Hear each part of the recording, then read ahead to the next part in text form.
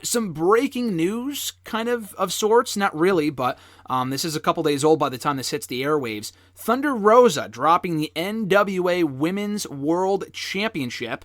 I believe of the UWN, I forgot the name of the show, but it airs on Fight TV. She dropped it to Serena Deeb, who's an AEW star. So I guess kind of a two-parter here. The lesser question is, does this mean a formation of sorts, a partnership of sorts between the NWA and AEW officially? Because I'm not really sure why else they would put the championship on an AEW star. But more importantly, do you think this title loss means Thunder Rosa is not AEW bound, Mr. Marceau, but WWE bound instead?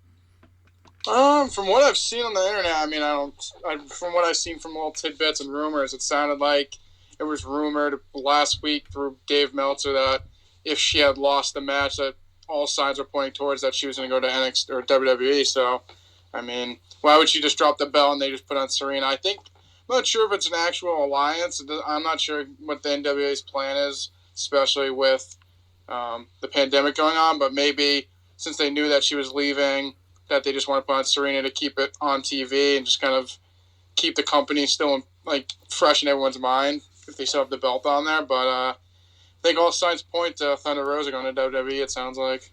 Well, don't you think that if she was headed to AEW, she probably would have lost it on Dynamite? I mean, Serena Deeb is an AEW talent, so don't you think they would have had her do the title loss there if that's what they were going to do?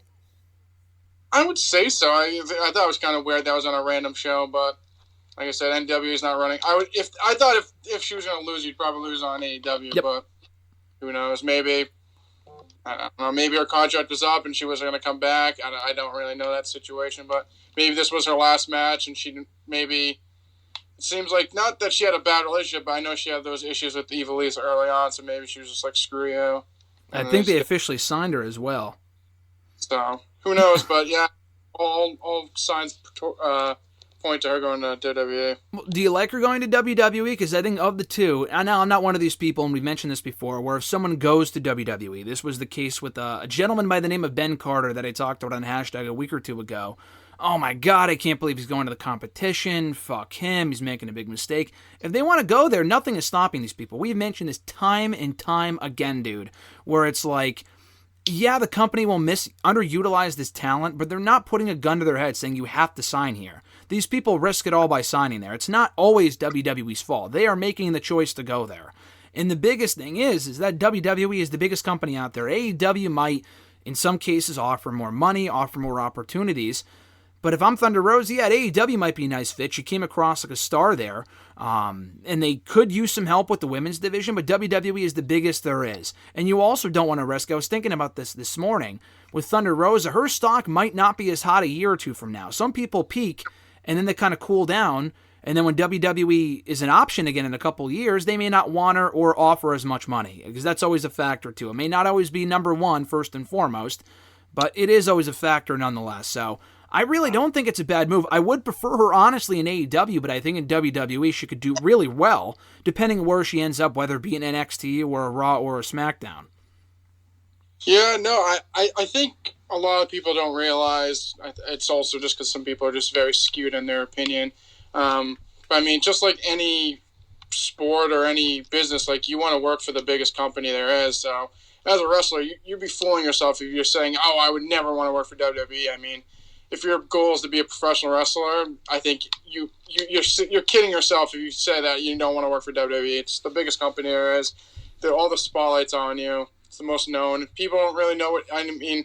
AEW is growing, but like even plenty of times I've gone to, when me and you have gone to AEW shows and I was at work, someone's like, oh, what are you doing after work? I'm like, oh, I'm going to a wrestling show. Like, oh, WWE's here? I'm like, no, this other company that no one even knows about. So I think people kid themselves. Oh, why would you want to go there? I think AEW should probably have more opportunities and be probably portrayed on top longer. But I mean, WWE is the biggest company there is. So if the opportunity comes knocking, I think you'd be foolish to at least not try it out. Obviously, it's not guaranteed. She might not be used at all and she might be a flop, but you have to just take the opportunity. I think she has a unique character. I don't think they should, maybe they'll probably change her name, but I think her character and what she's developed already is so unique that it's something different. It's not like another blonde or brunette like model that's coming in that's not like like I don't want to like use like the blonde bimbo, but like No, I know what you mean. It's not another Charlotte 2.0 or something. yeah, it's like not that. like another. It's something different. So I think it could work.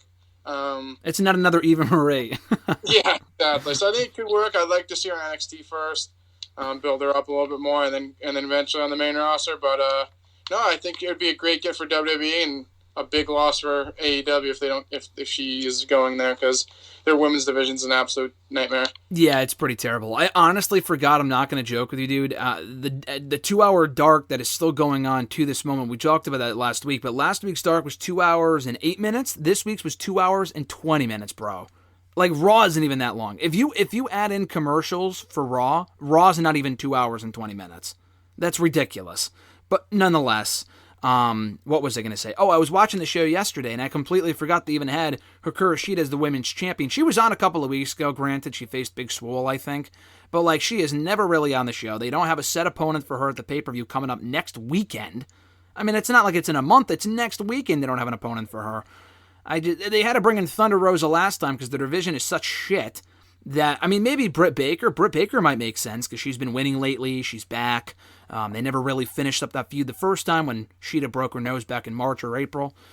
Other than that, though, that division is in shambles, so we'll see. It is interesting, though. WWE appears to be making strides, making the effort to kind of, I don't want to say rebuild their women's division because they have a lot of talent, some of which aren't there right now. Charlotte's inactive. Becky's going to be out a while. We've talked about that a couple times in the last few weeks.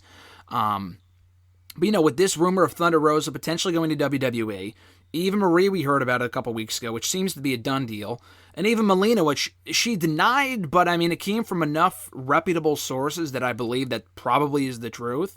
So where would you put her? Would you put Thunder Rosa in an NXT and have her face like an Io Shirai, which I think would be sick? Or do you immediately call her up to the main roster?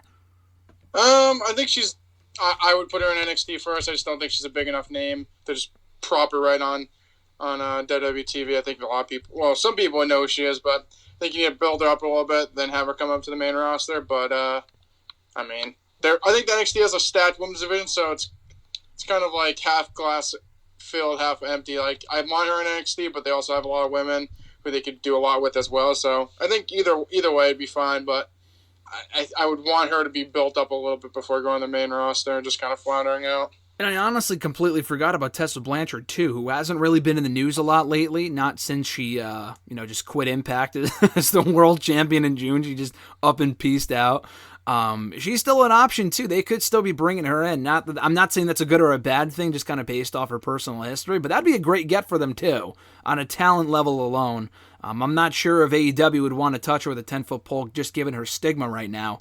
WWE just doesn't give a shit about that type of stuff, given why, like, Matt Riddle's still on the show, Lars Sullivan is still around, Velveteen Dream is there. They don't really care about that stuff. I mean, for better or for worse.